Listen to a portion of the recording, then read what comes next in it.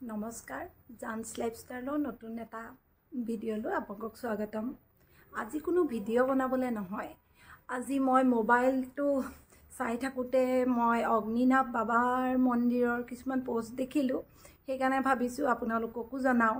মোৰ ল'ৰা পৰীক্ষা আজি শেষ হ'ব, সেইকাৰণে ভাবিছিলোঁ অগ্নিনাভ বাবা মন্দিৰলৈ যাম বুলি।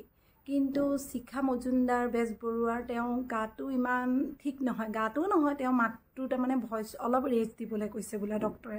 গুৱাহাটী হিল চিটি হস্পিটেলত দেখাই পেলাই ডক্টৰে ৰেষ্ট দিব কৈছে, নহ'লে তেওঁ আগৰ মাতটো ঘূৰি নাহিব বুলি কৈছে। সেইকাৰণে এতিয়া ভাবিছোঁ মই তেওঁকো লগ ধৰিবলৈ মন আছে, তেওঁক মানুহগৰাকীৰ ওচৰৰ পৰা কথা পাতিবলৈ মন আছে, বাবাৰ ওচৰত যাব মন আছে। সেইকাৰণে ভাবিছোঁ দুদিনমান ৰখি দিওঁ, তেওঁ ভাল হওক তাৰপিছত যাম বুলি। মই এটা কথা বুজি পাওঁ যে ভগৱানে আচলতে নিব লাগিব তেওঁৰ ওচৰত। মই এইটো সপ্তাহতে যাম বুলি ভাবিছোঁ, এইটো সপ্তাহ নহ'ব। এতিয়া নেক্সট যেতিয়া যাওঁ মই আপোনালোকক দেখাম।